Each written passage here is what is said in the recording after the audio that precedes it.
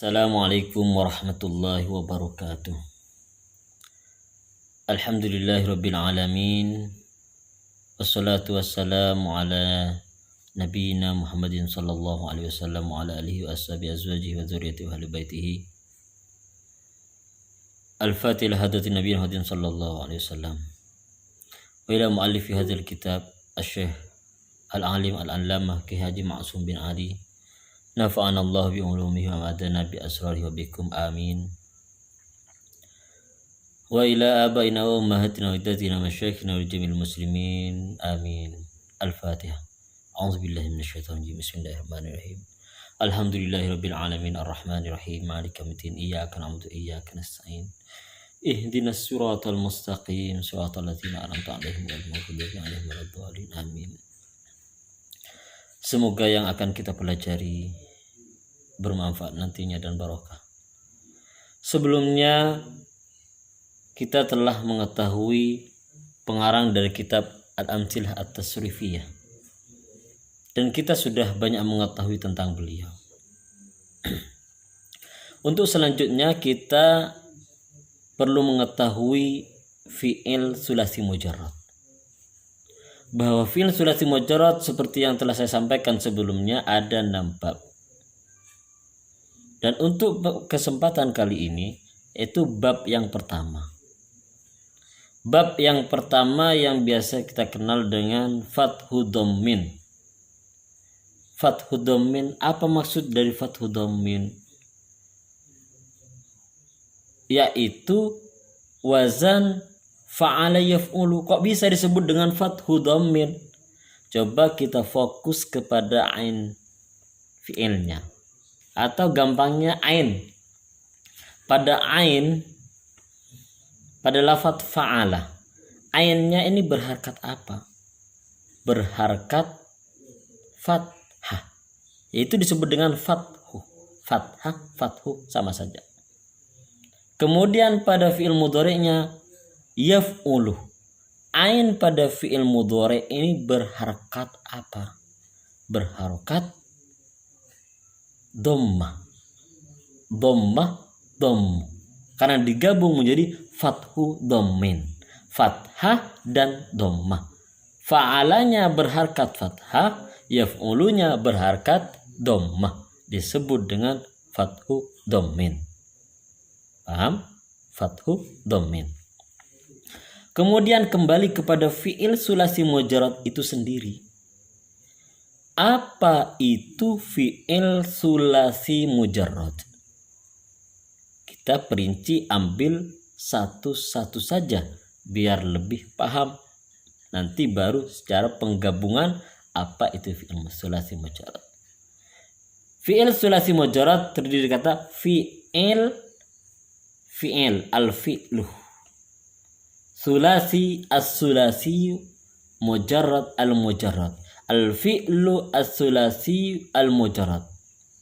Ya, fi'il yang biasa kita kenal dengan fi'il sulasi mujarrad. Kata fi'il. Apa itu fi'il? Fi'il adalah kata kerja. Sekali lagi, fi'il adalah kata kerja. Gampangnya seperti itu. Fi'il wes kata kerja, gampang. Kalau pengen diperpanjang ya nggak apa-apa, terserah. Cuman intinya fi'il itu kata kerja. Kalau misalkan ada yang bertanya kata kerja yang bagaimana, ya kata kerja muqtaronan. Ya ada kata muqtaronan, berkaitan atau bergandengan atau bersamaan. Ya, bizaman, bil wakti. Nah, berkaitan dengan waktu itu fi'il. Kalau masih ditanya lagi apa yang dimaksud dengan berkaitan dengan waktu? Waktu kan berarti ada waktu sekarang, ada waktu lampau, ada waktu yang akan datang. Ada waktu lampau, ada waktu sekarang, ada waktu yang akan datang. Kalau waktu yang lampau, ya Kalau waktu yang lampau berarti sudah berlalu. Sekarang ya sekarang, yang akan datang yang akan dilakukan. Contohnya fa'alah berarti sudah bekerja. Yaf'ulu sedang bekerja atau akan bekerja. Berarti ini yang disebut dengan fi'il, berkaitan dengan waktu. Kalau ada akan, ada sedang, ada sudah atau selesai, lampau, berarti itu fi'il. Kenapa? Karena muqtaronan bil waqt, bil zaman, berkaitan dengan waktu. Maka itu disebut dengan fi'il. Gampangnya apa kalau ditanya? Ya sudah dijawab fi'il kata kerja. Sudah kata kerja. Kalau pengen diperjelas ya itu bersamaan dengan waktu atau berkaitan dengan waktu. Waktu yang bagaimana? Ya waktu yang akan datang, waktu yang sekarang, waktu yang lampau. Akan makan, akan bekerja, sedang makan, sedang bekerja, sedang minum, itu semuanya fi'il kata kerja. Kemudian selanjutnya adalah sulasi. Sulasi itu artinya 3. 3, ya sudah 3. Fi'il kata kerja sulasi 3. Al-mujarrad, mujarrad. Apa itu mujarrad? Mujarrad itu sepi, atau lebih tepatnya tidak ada tambahan. Ada yang juga menyebut sendirian. Ya sendirian. Mujarrad. Oh itu mujarrad. Itu sendirian. Ya. Mujarrad ay infirad. Ya sepi. Sepi dari tambahan. Berarti fi'il sulasi mujarrad adalah fi'il atau kata kerja yang terdiri dari 3 huruf dan sepi dari tambahan. Contohnya apa? Contohnya adalah fa'alah. Contohnya adalah nasoroh. Contohnya adalah maddah. Contohnya adalah sona. Contohnya adalah ghaza. Contohnya adalah amalah. Ini semuanya yang saya contohkan terdiri dari 3 huruf dan sepi dari tambahan. Dan semua itu yang fa'ala, nasara, madda, sana, ghaza, amala adalah fi'il atau kata kerja. Berarti fi'il sulasi mujarrad sekali lagi adalah fi'il atau kata kerja yang terdiri dari 3 huruf dan sepi dari tambahan, sepi dari ziyadah. Jadi 3 huruf tidak ada tambahannya. 3 huruf. Ya. 3 huruf. Tidak ada tambahan. Itu fi'il sulasi mujarrad. Kalau saya tanyakan kepada saudara-saudara semuanya ini, kepada saudara-saudari, coba apa itu fi'il sulasi mujarrad? Bisa enggak? Coba sekarang kalian jawab sendiri-sendiri ya. Coba saya tanyakan. Coba bisa lihat catatannya dulu. Atau kalau misalkan sudah bisa tidak usah melihat.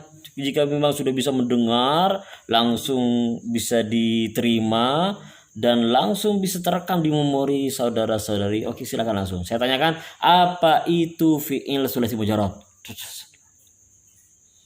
Coba. Apa itu fi'il?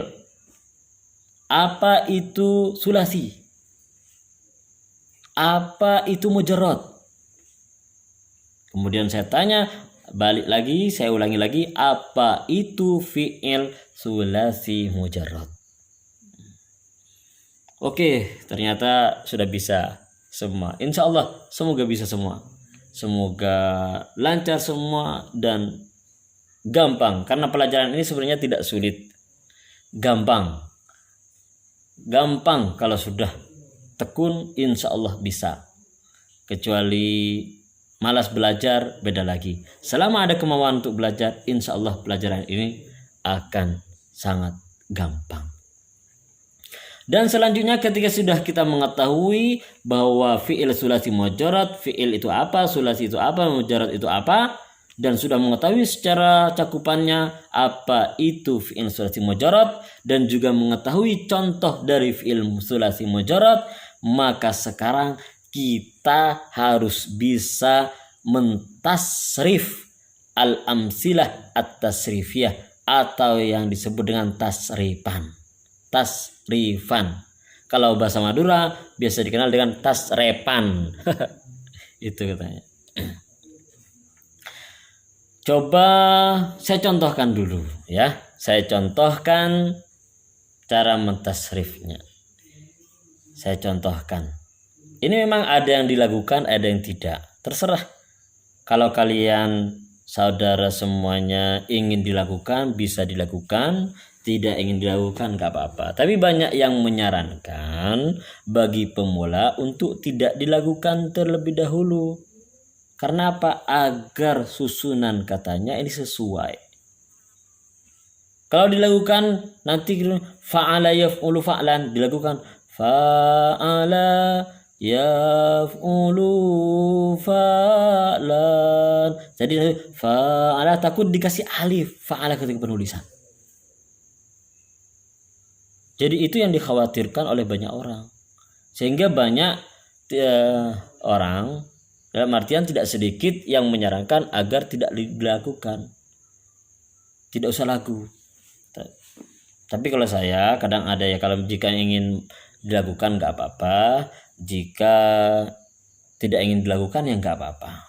Tapi diusahakan memang kita harus bisa mengetahui dan sambil belajar cara penulisannya agar tidak salah. Tapi memang jika takut salah ya nggak apa-apa, nggak usah dilakukan saja. Cuman kadang orang kan bosan. Saya contohkan. Bismillahirrahmanirrahim. Fa'ala yaf'ulu fa'lan wa maf'alan. Ini yang dilakukan. Biasanya seperti itu. Yang tidak usah dilakukan bagaimana? Fa'ala yaf'ulu fa'lan wa maf'alan fahuwa fa'ilun wa dhaka maf'ulun uf'ul la taf'ul maf'alun maf'alun mif'alun nasara yansuru nasran wa mansaran fahuwa nasirun wa dhaka mansurun unsur la tansur mansarun mansarun minsarun madda yamuddu maddan wa mamaddan fahuwa maddun wa dhaka mamdudun mudda la tamudda mamaddun mamaddun mimaddun sana yasunu saunan wa masanan fahuwa sainun wa dhaka masunun sun la tasun masanun masanun miswanun ghaza yaghzu ghazwan wa maghzan fahuwa ghazin wa dhaka maghzuun ughzu la taghzu maghzan maghzan mighzan amala ya'mulu amalan wa ma'malan fahuwa amilun wa dhaka ma'mulun umul la ta'mul ma'malun ma'malun mi'malun. Itu kalau misalkan tidak usah dilakukan, jadi selamat, pengucapannya selamat ya. Jadi kalau misalkan nulis langsung sesuai dengan apa diungkapkan. Tapi kalau misalkan mau dilakukan ya nggak apa-apa. Tapi saya akan contohkan lagu yang sekiranya tidak terlalu merubah akan tasrifannya.